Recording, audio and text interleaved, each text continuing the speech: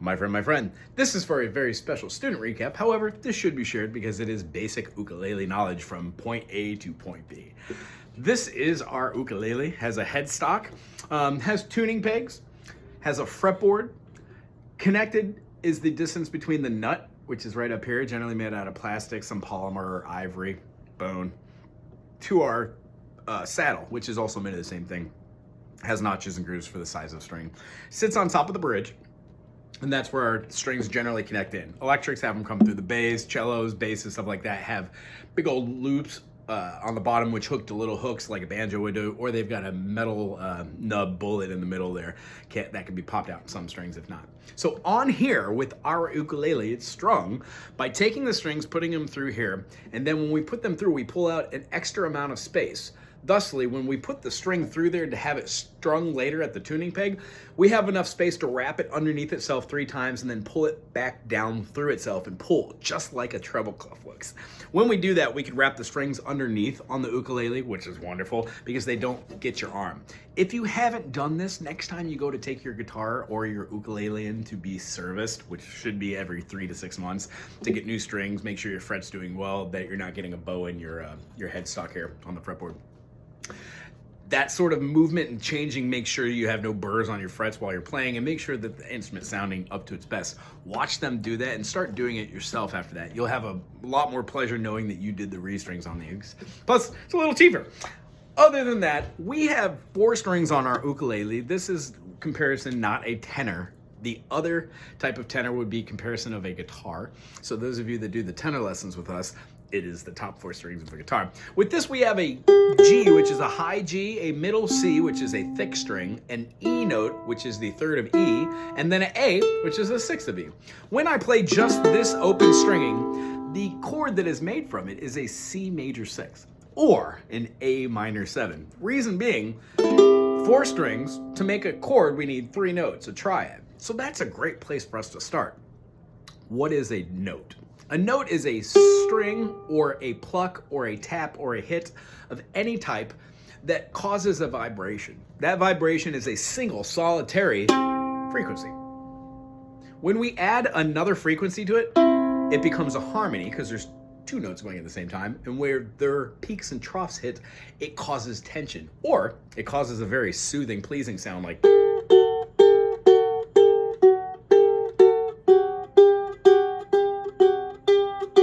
hear how the diatone can be used both ways. It can make tension and then pull it back. You can use forms of intervals, which are 1, 2, 3, 4, 5, 6, and 7 in a diatonic scale, meaning there are only 7 notes. We don't have an H. So one of those frequencies would never be an H. It would either be an A, B, C, D, E, F, or G. That's how we spell and we read music. When we add a 3rd note, the G, on top of a C and E, which was the harmony, we get a chord or a triad. Every chord is based off of 3 notes, 1, 3, and 5. There are only 4 types of chords, a 5th if you count a half diminished, but we have a major, a minor, a diminished, and an augmented. Out of these 4, we've got a 1, 3, 5 that we manipulate to be either a major or a minor. We can also make a diminished, and then the fact is we can also do an augmented. Those 4 different chords are the basis for all music. There are different editions of different intervals, like the aforementioned, this is the C6. Why? This is a C, this is an E, this is a G. Well, when we take C major, which has no sharps and no flats, A, B, C, D, E, F, G, A, B, C, D, F, G, no H, A, B, C, D, F, G, A, B, C, D, F, G, and start from C, we get C, D, E, F, G, A, B, and C again. So 7 notes in this diatonic structure. The reason why I start all my students off with doing the spider exercises is because at a certain point, what we know about an instrument or rhythm is what we know instinctively. So the idea of doing this makes sense because it's rhythm. The idea of doing it consistently and then changing the interaction of which your fingers have with the strings and or your platform for playing. If it's drums, how you hold the sticks. If it's a cello, how you hold the bow. If it's an uke, it's how you strum the strings and use your fingers. So the thing that kind of gets lost in the beginning is that rhythm. So teeter-totters, the second exercise that I did, works with your chords, triads. Being able to play all your triads in a teeter-totter fashion, no matter what it is, major, minor, diminished, augmented. It associates chords together. In the case of C major, where there are no sharps and no flats, we have an A minor as the sixth, meaning all the notes in A minor are all the same notes in C major. If we do that to G major, which has one sharp, F sharp is the first of notes that have sharps that we have to remember. Because if I said C, D, E, F, G, A, B, C, that would be absolutely correct. But if I said C, D, E, F, G, A, B flat, C, it's very close. That's a mode, a mixolydian mode, which means it just has a flat seventh. 1, 2, 3, 4, 5, 6, flat 7, 1, rather than the traditional 7, 1, T, do. It has more of a ta, do, which still is a resolution. It's just further distance for that. It's a whole step rather than a half step. That tone makes us want to hear a different thing. So on a C chord, if I was playing a C7 or a C dominant 7, that scale would work.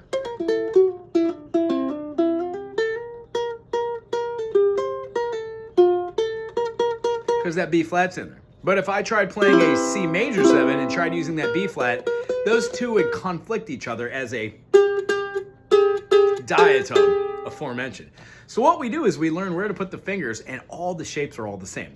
The shape that you use for a G major will also be played at the 5th fret for an A, or the, no, that's not G, G sharp, yeah, it's 4th fret, A, or at the 7th fret for a C, or all the way up here to have different chords of different types of scales. But the idea is the chord structure that we use is a pattern. This is a shape, this is a shape. They're two different shapes, but this shape is also the shape used here when playing a G minor. When we play a G major, you use a bookend or a double. When we play a G major, we have to move this note to here and this note to here, giving a minor, flattened third.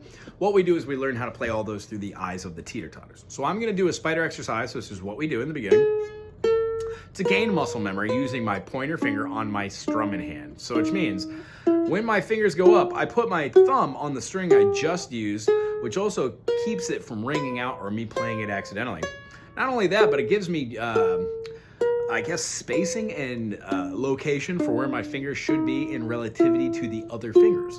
So when playing like this, I know that my A string is only so far away from my C string, G string, and E string. When you get to the top, go all the way down to the beginning. Remember to keep your fingers as close to the fretboard as you possibly can. And when you do this, try to move your first finger before your fourth, boop, while moving these. These 6 or 7 things that you're doing at the same time are hard in the beginning. And if you're thinking about it, you're actually thinking, you're using your brain, you're breathing, you're sitting up straight, you're not drooling, doing good. So what we're gonna do is we're gonna go through the process of these spider exercises using quarters.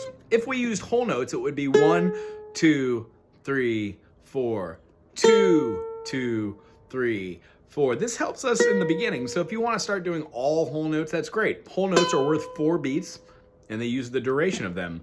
Half notes use 2 beats, which means they're half the amount of whole notes. They have functionality of 2 half notes are in each whole note.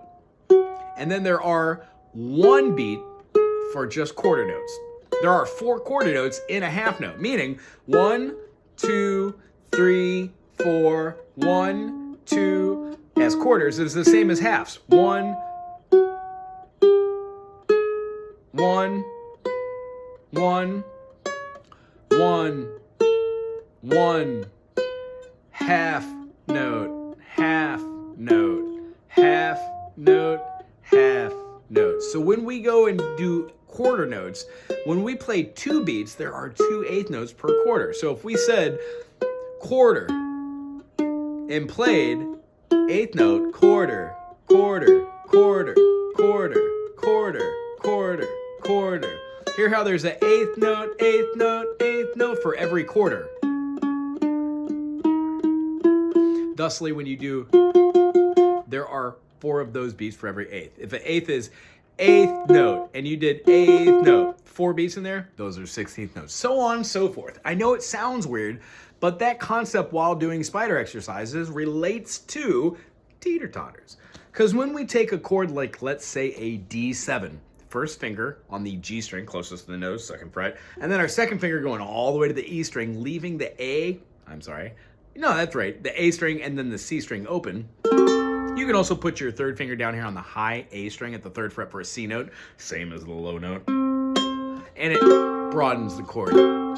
However, it's not needed for a D7. When we're doing this chord and we play 1 and 2 and 3 and 4, the reason why we move our fingers right in the beginning is because there is an eternity between the 1, 2, 3, 4, 1, switch, 2, 3, 4, down, switch, keep the strumming hand strumming with rest, and switch the chord on the and of 1.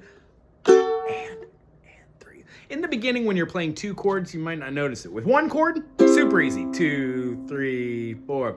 C major, 2, 3. Here's how I play a C. But I also play a C like this, which makes sense. Because if I'm going to play a B diminished next and I've got my finger here, I could go. And it's a functionality of using more fingers. Awesome. So what we do in the beginning, muscle memory with the spiders, and then the teeter-totters allow us to change our fingers. Let's play a D minor.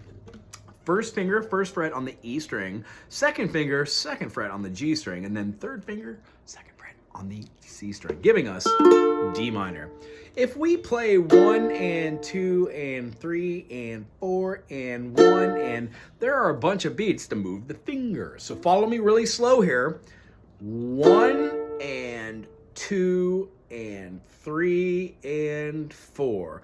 Notice how I'm playing on the 1 and then I'm switching my fingers. So on my downbeat rest, I'm placing a finger. There are 3 beats and 3 rests. So hypothetically, when you move on the 1, play your 3, play your 5, and play your root, you get the same chord backwards and forwards. In the beginning, when you're going slow, it will be like molasses and your fingers will plop, plop, plop. Move them, plop, plop, plop. The point is to keep the hand going when you plop it so it falls on a beat. So when you speed it up, it's not as weird. And guess what? Your fingers stop layering and they just start moving together as one family, one felt swoop. So we do that for the same chord, and then when we have strength with this chord, we move it up to get a D sharp minor, and then an E minor, F minor, F sharp minor, G minor. So this G minor played with the D minor bass is the same as your, thusly teaching us how to play inversions. The point of learning 1, 2, 3, 4, 5, 6, 7 is to know that the major is a 1. In the key of G, it's a G major. The minor is a 2, A Dorian. The first one, G Ionian. A Dorian just means it's a minor type of scale. It starts with a whole step, half step, whole step, whole step, whole step, half step, and ends with a whole step. All we're doing is shifting over the increments of whole step, half step, whole step, whole step, whole step, half step, to a whole step, half step, whole step, half step, whole step, moving that one first whole step. So we'd have whole step, and then a half step, then a whole step, oops. And changing the intervals changes the mode. So what we do is we learn how to play do, re, mi, fa, sol, la, ti, do, play C with C, D with D minor, E with E minor, F with F major, and we follow that suit with every other key. So if it was in G, we'd have G major, A minor, B minor, C major. If it was A, we would have A major, B minor, C sharp minor, D major. When we could do just one chord to another and no major goes to minor, we start seeing parallels. Like the 4 and the 5 of chords are always major. So if you see a song that has a G major to an F major, it can only be so many chords. And chances are if you were playing this and you hit an A minor, it's gonna work. If you hit a D minor, it might work too because that's relative to F. However, you probably wouldn't be hitting a B flat minor 7 or a B major 7 on top of a G major chord, unless you're trying for a specific type of tone.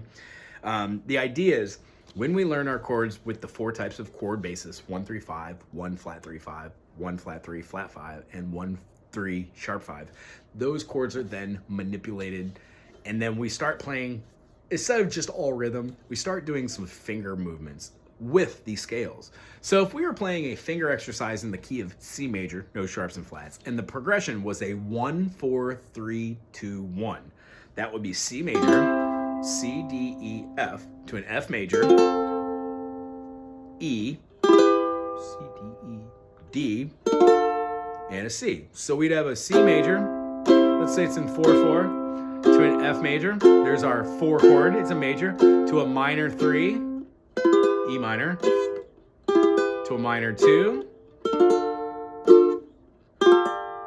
back to the 1.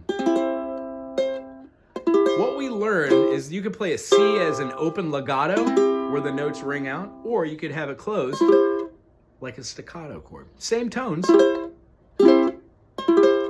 It just is played in a different inversion, meaning there is a different bass note on the bottom. If the C here has a low C, which is the lowest note on a uk, when we play this, the lowest note is now an E. Well, out of its triad, that's the third, meaning it's the first inversion. If it had the G on the bottom, like it does here, that's a G note.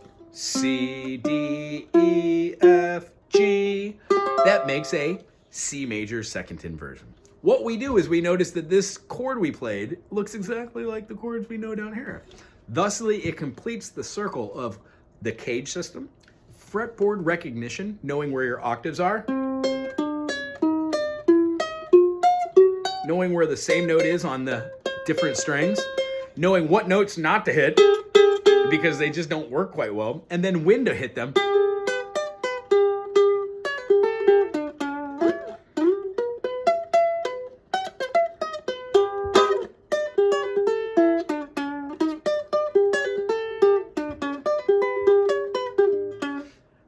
Fun with numbers. We use these different scales, modes, rhythms, and then finger style to put together a little package where we get, as instructors, the student or the person that is learning the information is just enough so you can start being creative on your own with techniques like a pop slide or a pull off and a hammer-on or ostinato, like a fast picking. With these little terms and caveats, we put them into your little tool bag, and then you're able to pull out these concepts whenever you want. Start slow and then move from there. If you're gonna look at YouTube for videos, I would suggest finding something that has tabs on it. When you watch the tabs, try and look at the actual note notation rather than the numbers that come underneath there. Both are valid, but when you learn how to sight read those notes, it's a double factor, because then you can take that concept of A, B, C, D, F, G to any instrument. The theory that you learned in this just from the beginning of having a 1, 3, 5 as a major chord, adding the 2, which would give you a little resolution, adding the 4, which has suspense, and then resolution as well. Adding the minor to give feeling. Taking that concept of a diminished and